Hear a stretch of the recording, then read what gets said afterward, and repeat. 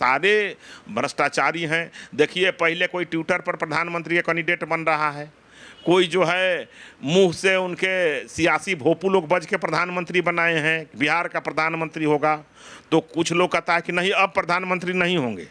तो ये सारे लोग प्रधानमंत्री दौड़ प्रतियोगिता करा रहा है, ये सारे लोग एक दूसरे को ठगने में लगा हुआ है, सियासी। बिहार में दुर्भाग्य है कि लोग जात पात से ऊपर नहीं उठ, जिनको नहीं बनाया उनको सोचना चाहिए इस विषय में कि क्यों हमको ठगा जा रहा है।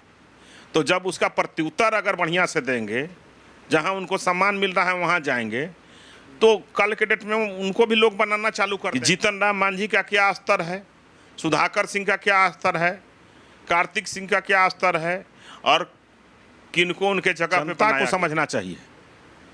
जो व्यक्ति नहीं गए थे उनके समाज कहाँ है, उनको नहीं दिखाई पड़ रहा है क्या? उनको समझना चाहिए कि किसके खिलाफ हो रहा है। नमस्कार, आप देख रहे हैं मगही न्यूज़। मैं हूं सुधेंदु रमन। बिहार में जिस तरह से जो राजनीति होती है वो दलगत राजनीति न होकर जातिगत राजनीति होती है। इसी क्रम में हमारे साथ आज बीजेपी के प्रवक्ता हैं अरविंद कुमार सिंह जी। सर, बिहार में जो राजनीति ने जो रूपरेखा अपना रखी है, अब दलगत कम और जातिगत ज़्यादा हो गई है। देखिए, इसका कारण क्या है कि लोग में लोभ बढ़ रहा है, और जिसका परिणाम क्या होता है कि जो बड़े नेता होते हैं, जैसे माननीय मुख्यमंत्री नीतीश कुमार जी का ऐसा कोई सगा नहीं जिसको उन्होंने ठगा नहीं। उसका परिणाम क्या है कि अभी देखिए, जीतन राम मांझी के पुत्र जो है संतोष मांझी ने जो सीट खाली किया, उस जगह पे उन्होंने तुरंत जो है उन्हीं के जाति से ला के बना दिए। अगर उनको बनाना था तो उसके पहले क्यों नहीं बनाए? मान लीजिए कि वो पुराना विधायक है, तो संतोष मांझी को जो बनाए उसके पहले उन क्यों नहीं बनाए? इसलिए कि उनको संतोष मांझी से उनका जो अपना गिरभांसे था वो पूरा हो रहा था। लेकिन अब संतोष मांझी जी ने जब इनका छोड़ दिया, इनका चाल चरित्र चेहरा समझ लिया, तो अब इन्होंने एक डमी कैंडिडेट को बना दिया। ये डमियों को पूरा करते हैं। श्री उपेंद्र कुशवाहा के जगह पे एक डमी अध्यक्ष बना दिया इन्होंने, जिनका कोई पहचान नहीं था इसके पहले, कोई जानबो नहीं करता था कि कौन है।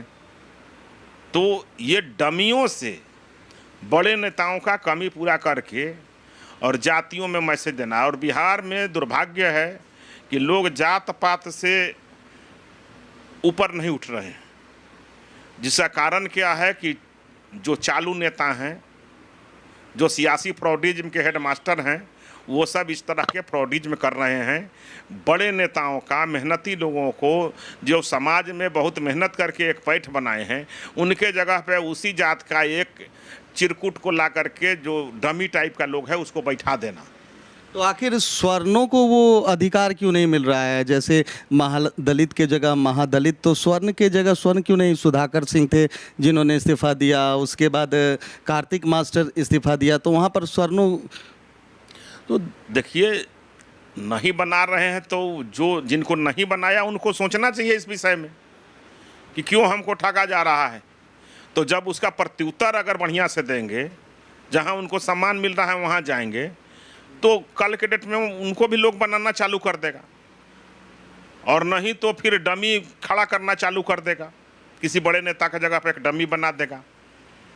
तो ये चीज़ को समाज के लोगों को समझना पड़ेगा कि जीतन राम मांझी का क्या स्तर है, सुधाकर सिंह का क्या स्तर है, कार्तिक सिंह का क्या स्तर है, और किनको उनके जगह पे बनाया गया।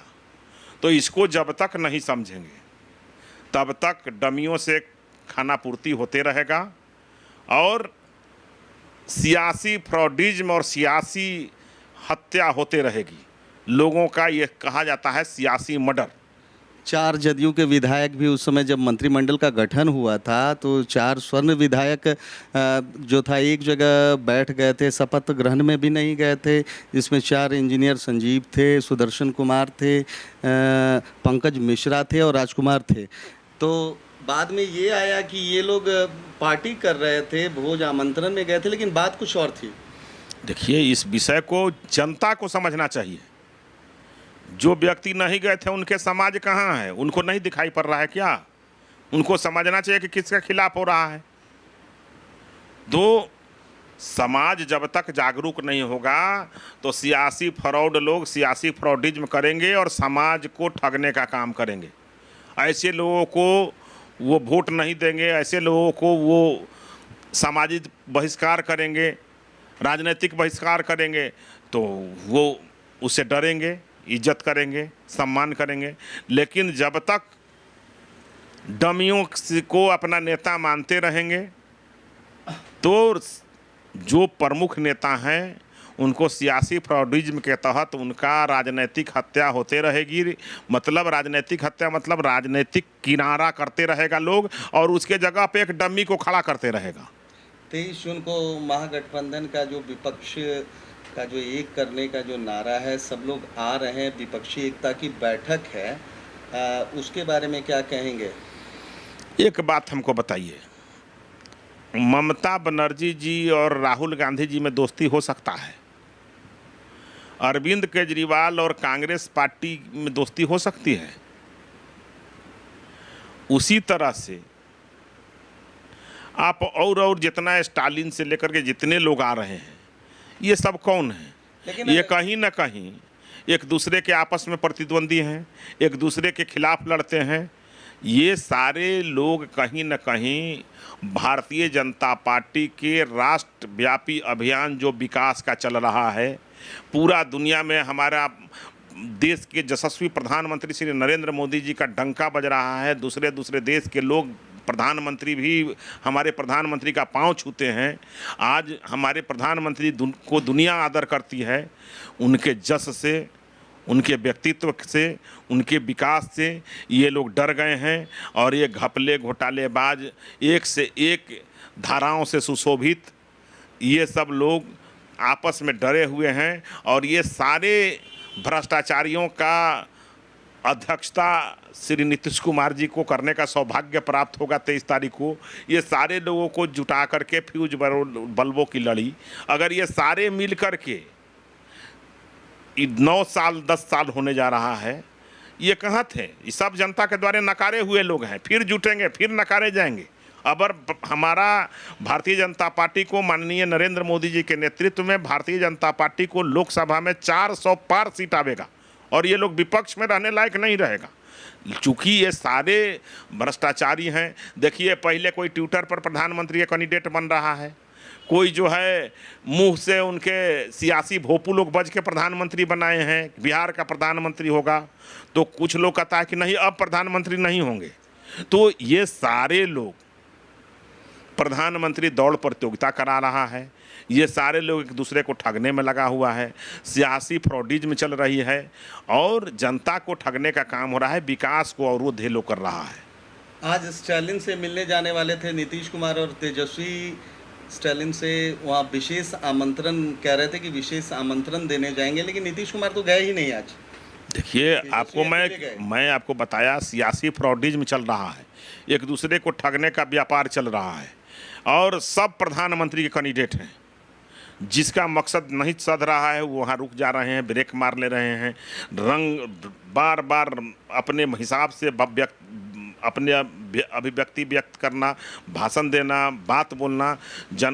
विकास का कोई मुद्दा इनके पास नहीं है। इनके पास, अरे भाई 23 दलों का आप गठबंधन कीजिए या 400 दलों का गठबंधन कीजिए, जनता के लिए आपने क्या किया है? परिवारवाद से बाहर नहीं निकले, धारा 370 समाप्त हुआ तो कांग्रेस का सीना फटना चालू हो गया, राम मंदिर बना तो सारे ये 23 दलों का सीना फटना चालू हो गया, राम मंदिर का विरोध करना। देश में कोई विकास योजनाएं चालू होती है तो इनका सीना फटना चालू हो जाता है।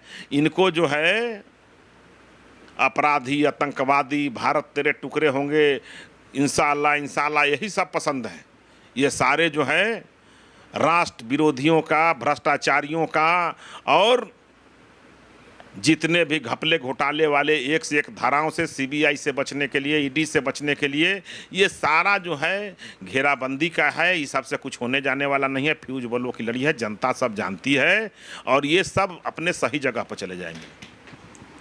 तो ये थे बीजेपी के प्रवक्ता अरविंद कुमार सिंह, जिन्होंने बताया कि विपक्षी जो दल हैं, जितने भी आ रहे हैं, विपक्षी एकता को जोड़ने की जो कवायद चल रही है, वे सारे के सारे फ्यूज़ बल्ब हैं, फ्यूज़ बल्बों की लड़ियां हैं, जिससे कुछ नहीं होने वाला है। इन्होंने साफ ये कर दिया है कि 2024 का जो चुनाव होगा, बीजेपी और भी ज़्यादा बहुमत से आएगी। 400 इन्होंने जो आंकड़ा बताया कि 400 पार होगा।